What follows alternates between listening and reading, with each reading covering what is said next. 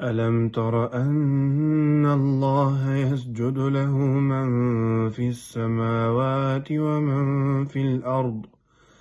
والشمس والقمر والنجوم والجبال والشجر والدواب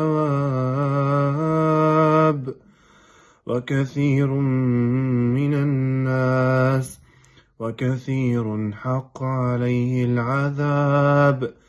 ومن يهن الله فما له من مكرم إن الله يفعل ما يشاء